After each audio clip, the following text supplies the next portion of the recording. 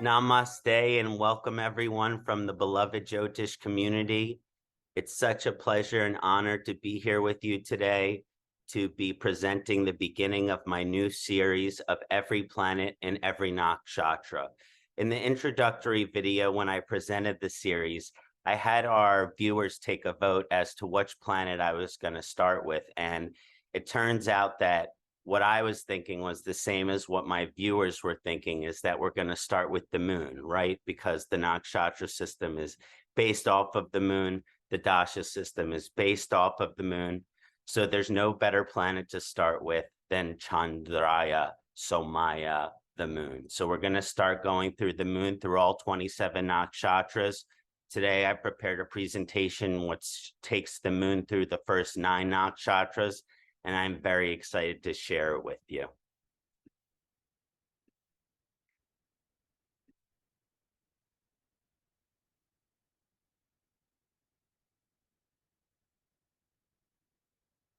So welcome everyone to the Moon in Every Nakshatra series.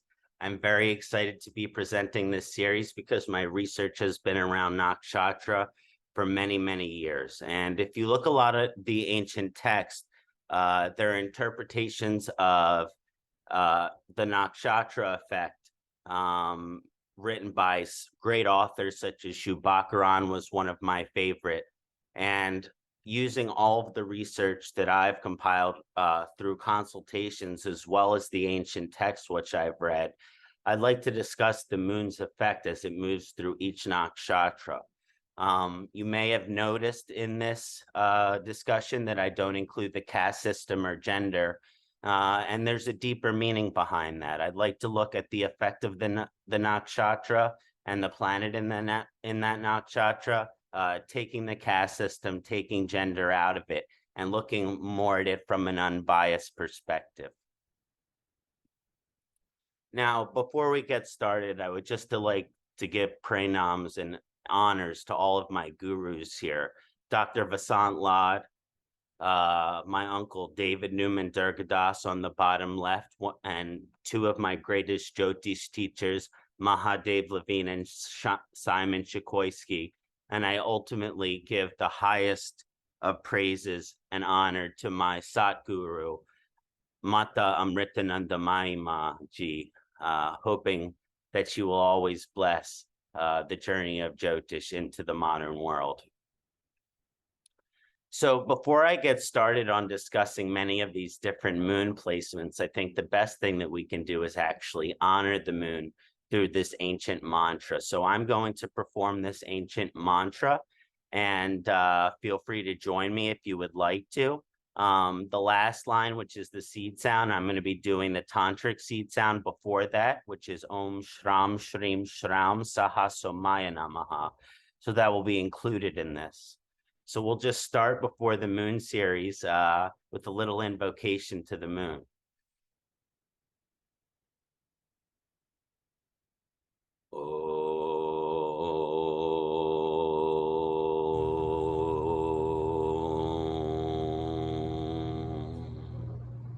Dari Sankatu Sharabam Kashiro Dharna Sambhavam Namami Sashinam Somam Sambormakuta Bhushanam Dari Sankatu Sharabam Kashiro Dharna Sambhavam Namami Sashinam Somam Sambormakuta Bhushanam Dari Sankatu Sharabam Kishiro Dharna Sambhavam Namami Sashinam Somam Sambormakuta Bhushanam.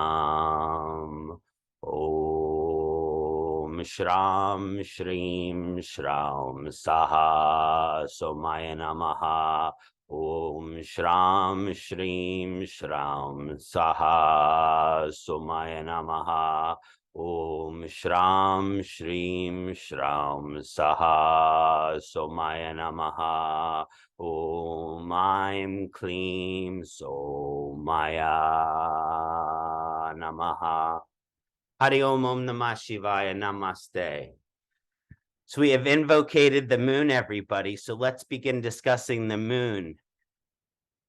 So how do we look at the moon's activation of nakshatra karma? So as we do every planet in every nakshatra, what is it about that planet? What karmas does that planet activate? So we have to look at the moon's kind of what it does in a nakshatra first. But as mentioned here, when a planet enters a specific nakshatra, it is said in the ancient text, it begins to bear the fruit of the karmic patterns, lessons, and evolutionary aspects of the soul. So when a moon and nakshatra combine, depending on the house that they're in, they create a certain karmic lesson or pattern or evolutionary aspect for us in there. Depending on the position, it can be a challenging one or a favorable one or a little bit of a mix of both. So the moon's primary signification relates to the manas, or the mind, where we can understand when the moon enters a specific nakshatra, it will have its primary effect on the manas, the mind, the thoughts, and the mental patterns of the individual. In our mind is where our desires sit as well. And so in that sense, the moon's nakshatra can also help show us what our deepest desires are.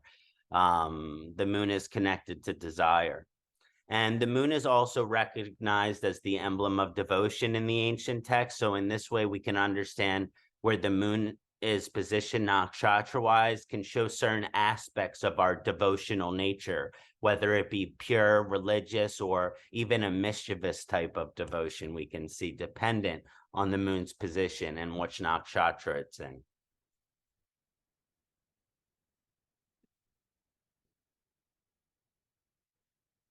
The first nakshatra in the system is Ashwini, which falls in the first 13 degrees of Aries. But we're focusing on nakshatras here. So we're really kind of moving outside of the Rashi system and more towards a nakshatra focused system.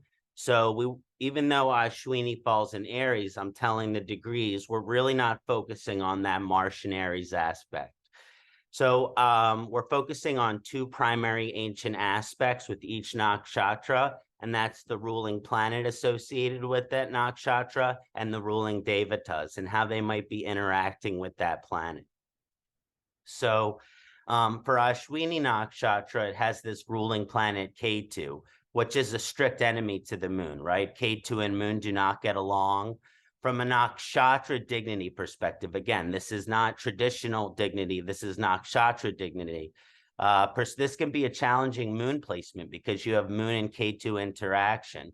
I mean, we mentioned one of the key significations of the moon representing our mind and desires, which due to Ketu's influence can become detached from reality or extreme and radical with this position. So that's the challenging side of it. It also has this positive potential to handle grief and moksha really well. So it has a high spiritual side and kind of an extreme desiring side from Ketu's influence here. Now, Ashwini Nakshatra has the ruling devatas of the Ashwini twins, who they had a desire for immortality. And we can relate this to the intense desires we may experience with the moon itself. We know the history of it sleeping with Jupiter's wife and the birth of Mercury. So this represents a moon in Ashwini can have a very strong conviction in the manifestation of its desire, just like the Ashwini twins desired to become immortal and drink the soma and did about just everything to do that. Ashwini moon natives can be like that. It can be very intense that they try to get what they want and that they're willing to do to get what they want. Now, I think the positive manifestation of the moon in Ashwini, I always include positive and negative manifestations because we're looking on things on an evolutionary spectrum. So just because you have this position, depending on the house and other aspects of the chart, divisional charts, etc., you might see that you have a more positive manifestation of this position or a challenging manifestation of this position. And all we try to do as people here on Earth is move away from the negative manifestation of the challenges we have and move towards the positive. So I mentioned both the positive and negative because when we're looking at a planet in a nakshatra position, here specifically Moon in Ashwini, there can be both positive and negative manifestations depending on the soul and the evolutionary nature of that soul here in this incarnation. So the positive manifestation of the moon in Ashwini includes a capacity for healing, an attraction or gift in spiritual sciences, medical skill, an extremely strong willpower, determination, intensity. They're very supportive, and they can have this intense love of freedom and democracy. So I've seen this be like this very beautiful, healing, Ayurvedic energy that kind of works in the spiritual side. They can be traditional doctors even, and we've even seen them rise to positions of power politically. And usually these politicians can really love freedom. You know, it's a beautiful thing. The negative manifestation of Moon in Ashwini includes power hunger, destructiveness, ego, brashness, radicalism, dogmatism, narcissism, and other personality mood disorders. So we're seeing that spectrum here in which the person is taking their gifts and they're putting them towards healing in the positive manifestation, and they're taking that power and those gifts in the negative manifestation, and they're using them to manifest their will. They're using them for selfish reasons. So again, this is my look at the moon in Ashwini. Of course, in my book, I will be saying much more, but here's a little bit about the moon in Ashwini for the native.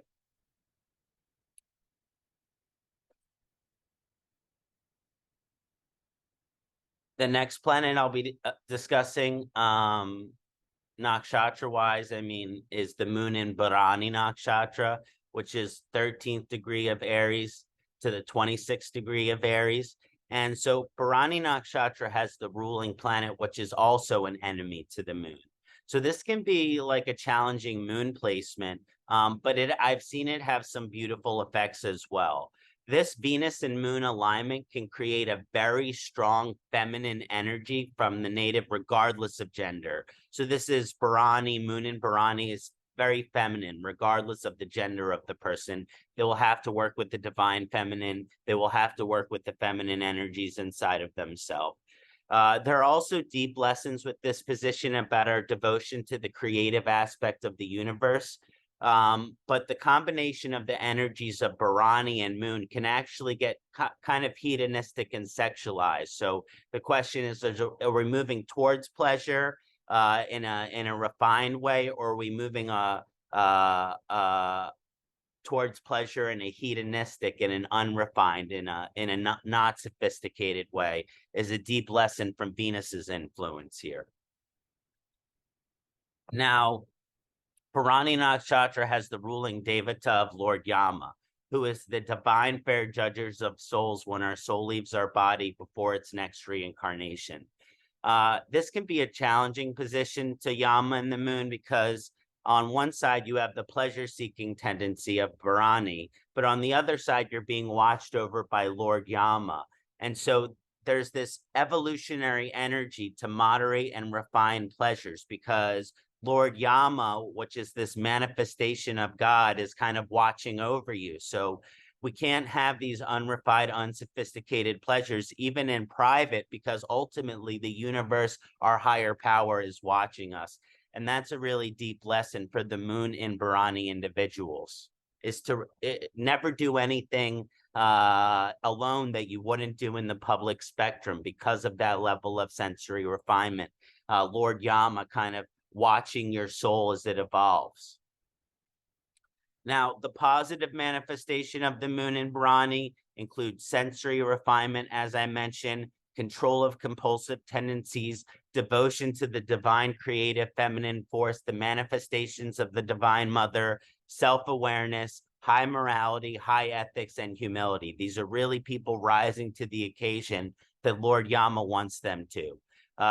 This in its most evolved manifestation creates a very austere and devotional energy. So you're looking at someone with very low hedonistic tendencies that is very devoted spiritually. That's the highest manifestation of moon in Bharani.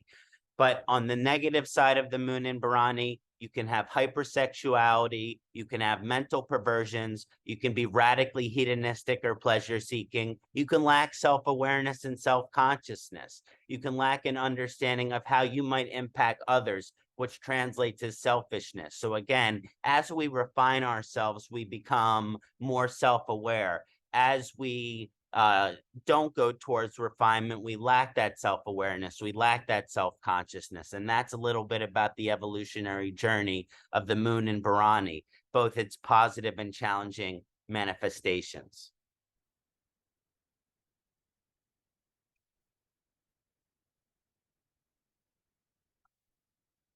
Now we have the moon in Krittika Nakshatra, which has the ruling planet sun, which is a best friend to the moon. So from a nakshatra dignity perspective, this can be one of the best placements. And we know even from a traditional perspective on the Taurus side, the moon does very, very well here.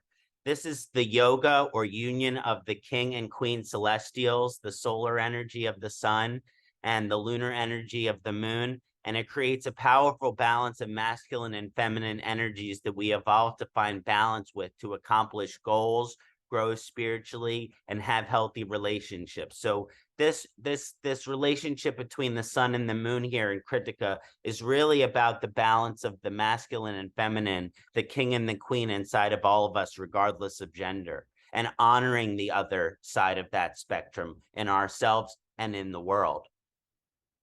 Krittika Nakshatra has the ruling devata of Agni, which is the lord of fire. So this influence on Agni on moon is quite profound. The fire energy of Agni can help motivate the moon to fulfill its ambitions and desires. And so this is a very good position. It can be very productive for helping grow and push the native to patriarchal or matriarchal roles in the family as a key evolutionary aspect, as we inherit significant ancestral karma through Krittika. So because of Agni, deeply connected to our ancestors as well. And so there can be this evolution for men and women to be the patriarchs or matriarchs of their family over the course of their lives.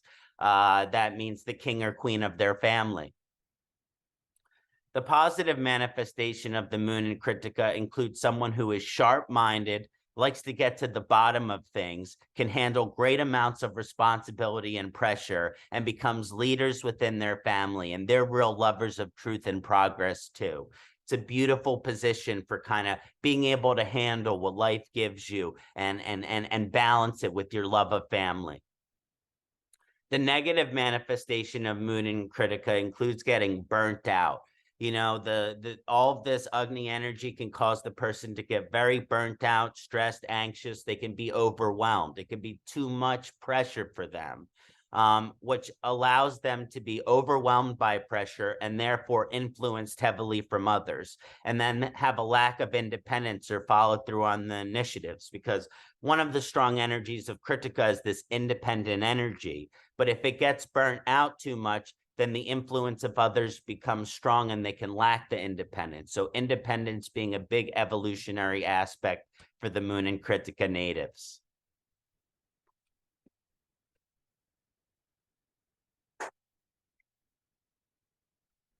So now we have the moon in Rohini, which actually falls in Taurus. Again, we know that from a traditional perspective, the moon does very well in Taurus and can find its Mula Trikona.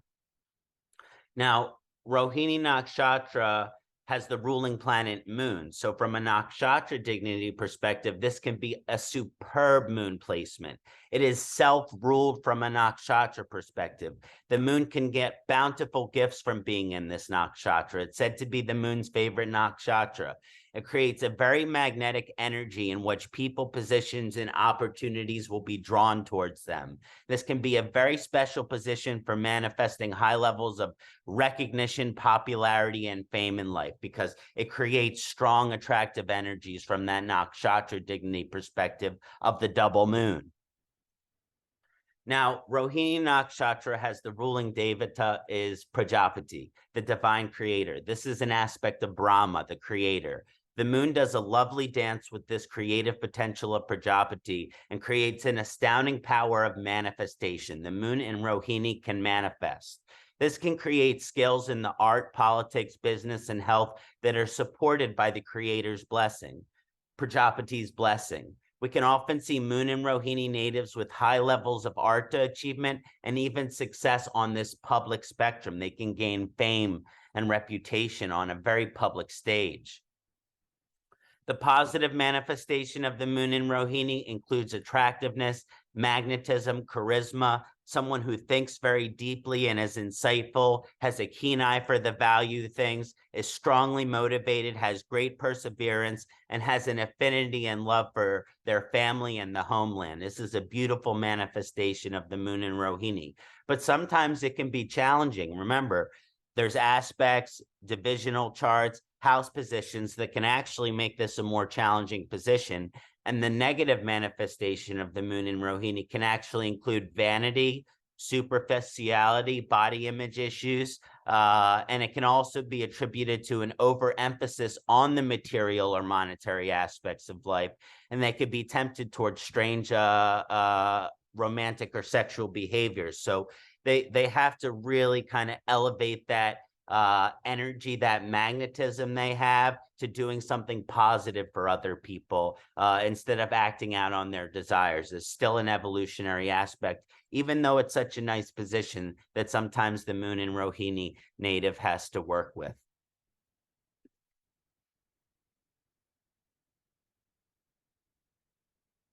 So now we're going to discuss the Moon in Mrigashira, which is a cusp nakshatra. It starts at the 23rd degree of Taurus, goes to the 6th degree of Gemini. Now, Mrigashira nakshatra has the ruling planet Mars, which by debate acts as an enemy to the Moon. I mean, some people will say it acts as a friend, but the Moon has a debilitation in the Scorpio nakshatras. So we have to understand this. From a nakshatra dignity perspective, this is a mixed Moon placement. I can't say it's a wonderful one. The Moon and Mars combination in Mrigashira can create turbulence in the mind for the native because of the Moon and Mars combination. They're always seeking some sort of satisfaction. This can be a powerful motivating factor for them, which is positive, but it can also be challenging and feeling unsettled by this energy, which is always driving them to have new studies and investigation. Their mind can always be going. The endless seeking of Moon and Mars can create a very deep mystical path for the native because they never stop seeking. Now, Mrigashira nakshatra has the ruling devata of Soma. This is the moon god. So specifically referring to the story here of Soma sleeping with Jupiter's wife and later seeking Jupiter's forgiveness. This can create a very deep karmic energy in which for Moon Mrigashira natives, we must experience certain mistakes, challenges, and experience the repercussions of those mistakes for our evolutionary process. Just like the Moon had to sleep with Jupiter's wife and had to learn the lesson that way, Moon and Mrigashira natives sometimes have to learn the lessons through challenges and mistakes. That's why Moon Mrigashira natives are beautiful souls that are seeking to work on themselves when they make hiccups in life, because they want to see, okay, well, what can I do to evolve from this bump in the road? What can I do to evolve from this hiccup in the life? The positive manifestation of the Moon in Mrigashira includes mystical orientation, a very spiritual soul, and a seeker, which is always looking to grow closer to their higher power or manifestation of source or God. It creates a very well-determined individual primed to follow their curiosities and keep searching for the next beautiful thing that interests them. These Moon Mrigashira natives are the true divine seekers that are always seeking. They are constantly seeking. And when it's in a good position, they are seeking God. But the negative manifestation of the Moon in Mrigashira includes a restless attitude, someone who has the potential to feel frustrated and discontent from Mars. This constant drive towards the destination creates discontentment in the journey, which can be a struggle for Moon Mrigashira. We always hear that saying that life is in the journey, not the destination, but that could be challenging for Moon Mrigashira. They have the potential to be willing to reach their goals at all costs, which can be dangerous depending on what the person is willing to do to sacrifice to reach those goals. So again, looking at the positive and negative spectrum of evolution for the Mrigashira Moon native here, but I really do love this position too. The moon in Ardra. So the moon in Ardra is when we start getting from the 6th degree of Gemini into the 20th degree of Gemini. And the Ardra Nakshatra has the ruling planet Rahu. And we know that the moon and Rahu do not get along. So from a Nakshatra dignity perspective, this is usually a mixed effect and often a challenging one. But I've noticed very often it can create a profound mystical effect or a spiritual effect. The moon's placement with Rahu's influence in Ardra can create uncertainty in the mind of the native. However, they will always have a particular affinity for the mystical and occult arts with this combination and may have potential in these areas. So if you're a moon Ardra person, what are these outside of the box things that interest you because of Rahu's influence? Because maybe you have potential skill and talent in this area. Now, Ardra Nakshatra has the ruling devata of Rudra, which is the lord of storms. This is the manifestation of Shiva energy in one of its fiercest forms, most intense forms. The fierceness of Rudra creating storms in relationship with the moon, and the moon controls the waters of our world. So this can create a deeply complex mind for the Ardra moon native, in which they are inclined to circumstances in their life that may appear erratic and uprooting, right? Their life has storms in it. Their life has tornadoes in it that are going to throw them off of their path that they were on. However, this fierceness is encouraging an evolution in their consciousness to push them towards a mystical life. When you have a certain path, and then that path gets thrown up in the air, it pushes you more towards spirit. It pushes you more towards God. So while it's not the easiest combination, it's very special and beautiful because of the spiritual potential here when we relate to Rudra properly through the moon.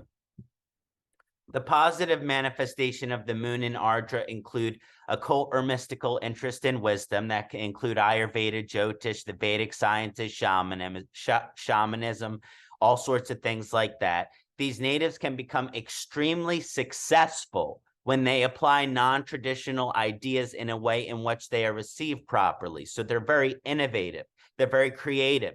In these occasions, they have the potential to be leaders in the mystical or occult fields, as well as even high levels in business, as they are natural innovators with fierce, groundbreaking ideas that can impact the world. So these Ardra moon people, they're here to shake things up and change things, and they might do that in an outside of the box way, but they can bring innovation within society as well. Now, the negative manifestation of the moon in Ardra because of Rahu's influence and Rudra's influence, it includes uncertainty, doubt, fear, anxiety, insomnia, and discontentedness. No one likes feeling that way, but Rahu's effect on the mind can cause this. These individuals can also be stubborn and intense about their belief systems and philosophies, and can sometimes be seen as radical because they think very outside of the box and they have very unique perspectives on things. They can experience deep traumas in their life due to Rudra, the fierceness of this nakshatra, and the storms in their life can also cause their traumas. And we know that hurt people, which means if they don't work on their traumas, they can actually create trauma for others. So it does create a real work on yourself kind of energy. How was I challenged in my earlier part of my life in ways that I couldn't control? And how can I evolve past that so I don't repeat any traumatic behaviors that maybe I was raised with? Is another deep lesson for the Ardra moon native.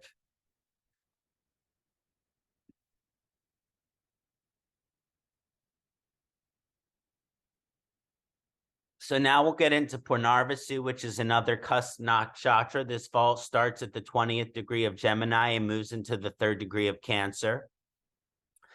Punarvasu Nakshatra has the ruling planet Jupiter, which I find kind of neutral to the moon in general. They kind of act, remember, the moon is Jupiter is exalted in Cancer, and they both do well in the 4th house. So generally, I find that it's a neutral relationship. So from a nakshatra dignity perspective, this can be a mixed placement. They do have a storied past because of the birth of Mercury and the moon sleeping with Jupiter's wife. This combination can cause great wisdom development and insight into their higher self, the guru within, and develop extreme amounts of self-control and discipline from Jupiter's influence.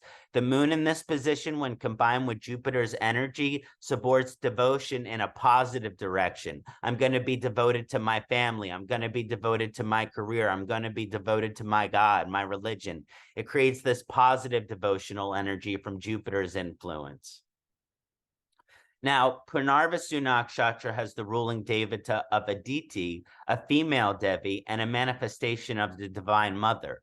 This energy of Aditi Mata, combined with the forces of Punarvasu, creates the potential for high levels of devotion in religion, spirituality, and family, because that Divine Mother energy wants us to have a balance between our love of God, our love of family. Aditi also allows us to plant seeds in time with our wisdom through Punarvasu that will be watered and bear their beautiful karmic fruits. So Aditi watches over this nakshatra and vibes with the moon to make sure we properly water our devotional fruits and keep them elevated to our higher self. So again, this is a strong manifestation nakshatra, but it's our wisdom that we water the seeds of our intention with Punarvasu.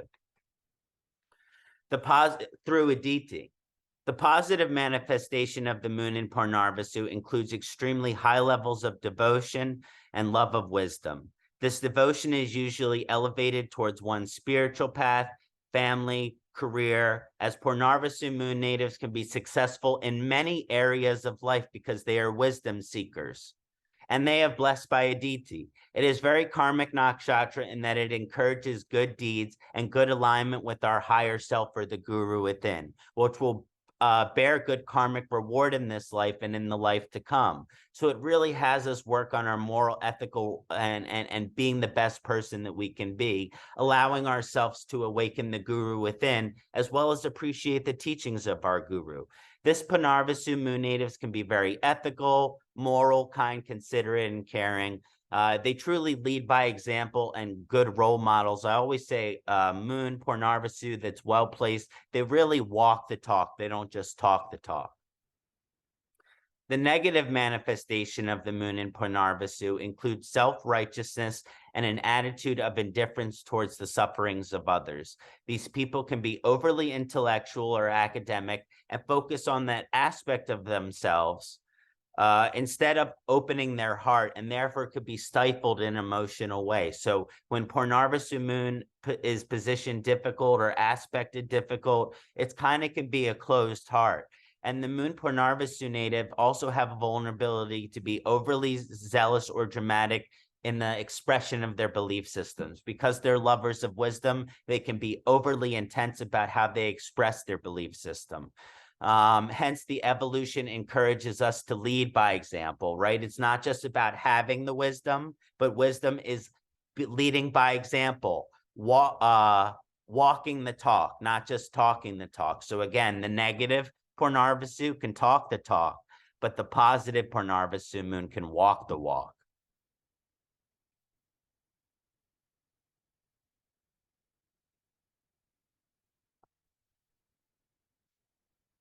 Now, as we get deeper into the nakshatra system, we find Pushya, which starts around the 3rd degree and goes into the 16th degree of Cancer. Now, Pushya Nakshatra has the ruling planet Saturn. So even though the moon is in its own sign here, from a nakshatra dignity perspective, this is a mixed moon placement. It's sometimes too strong here, the moon. And this placement can provide auspicious effects as well, but in a very specific way. The native has a tendency to be extremely giving, but that can cause self-harm and neglect, codependency if not mastered. So there's a lot of lessons for a moon and Pushya individual, that which they offer, that which they receive. Pushya Nakshatra has the ruling devata of Brihaspati, the Lord of Prayers. Brihaspati was made into planet by Jupiter, by Lord Shiva at some point, and it's this nakshatra where Jupiter becomes exalted. So it's very powerful position for the moon. When the moon is in Pushya, it creates an extremely giving energy, someone who is willing to be of service in a very beautiful way. Seva, seva, seva. These individuals are highly sensitive and intuitive souls. They can have empathic gifts who want to solve and help other people's issues and answer their prayers. And I believe this can be a double-edged sword in many ways. The positive manifestation of the moon in Pushya includes high levels of intuition, empathic energies, and a deep level of compassion and love. These natives are hypersensitive to the sufferings of others and will always attempt to do whatever they can to relieve the sufferings of others. So beautiful. They are givers in the ultimate sense of the word and like to prioritize the family and the well-being of their loved ones. They are natural nurturers, caretakers, and can be some of the most supportive humans in the world. Are the moon and Pushya people, can be some of the most supportive people in the world. But the negative manifestation of the moon and Pushya includes high levels of codependency, martyrdom, and self-sacrificial energies. This giving energy can become warped and twisted, and the native can be inclined to give everything from their heart and the material world without receiving anything in return. This is learning deep karmic lessons about that life is a two-way street and a reciprocal relationship. Yes, we're all going for unconditional love, and that's within Pushya, but in this time that we're living in, that often doesn't work out for the native. It is very important for these natives to set strong emotional boundaries and have discipline in their giving nature. Life is a two-way reciprocal street. And the last nakshatra we'll be discussing today is Ashlesha Nakshatra, which starts at the 16th degree of Cancer and ends at the 30th degree of Cancer, finishing Cancer. So Ashlesha Nakshatra has the ruling planet Mercury, which we know is an enemy to the moon. The moon and Mercury do not do well together. You have the emotional aspect of the mind and then the intellectual aspect. So from a nakshatra dignity perspective, this is a mixed effect. It's not my favorite nakshatra in Cancer for the moon. This creates an energy where the emotion and the intellect attempt to find balance and come into union with each other. For moon Ashlesha natives, it creates a need to intellectualize our emotional decisions to make sure they make logical or rational sense as an evolutionary perspective. Like that you could say, if you go into in old times, you used to ride horses everywhere. When you go into the shop, you have to tie up your horse too. You can't just leave your horse there untied. So there's a lesson that we not act purely out of emotion with the moon in Ashlesha, but follow our heart with a rational, logical sense in mind. So a real balance of the emotional and the logical is the evolutionary energy of Ashlesha. Ashlesha Nakshatra has the ruling devata of Naga, snake or Lord Snake King or the Snake Lord. This is a manifestation of Shiva energy. The snake here representing an unrelenting wit and intelligence which can either be used for good or for selfish reasons. The powerful effect of Naga on the moon creates a deep intellectual interest in many areas of study and also allows someone to use their intellectual gift to create innovation and change the world and people's lives. So these people are so intellectually gifted and create powerful change because they want to help people too, because they have that emotional energy too. They have that moon is in this nakshatra. So it's a very like, okay, how can I innovate to make the world a better place? So again, Naga, the Snake King here, representing pure consciousness, unrelenting intelligence. The positive manifestation of the moon in Ashlesha includes incredible intellectual capacity, innovation, entrepreneurship, comedy. They have a great sense of humor, and they're a lover of knowledge. These natives can be perpetual students, which means they always love to learn and can pursue it in traditional and non-traditional ways, because Naga also likes the non-traditional forms of knowledge. The positive alignment of Ashlesha moon creates a person who, while in touch with their emotions, does not act illogically or without rationale. So even though they're in touch with their emotions, they always bring, they're acting logically and rationally in a way that makes sense. The negative manifestation of Moon in Ashlesha can include someone create a little bit of selfishness, a manipulative tendency, and the desire to control situations and people. Because when you're very smart, you have that power to kind of manipulate and control. And they are tempted to use their wit for financial gain, which might sometimes be at the expense of another. So again, they're so intelligent that they can be very wealthy and they can control others, and they have to fight that temptation in their evolution.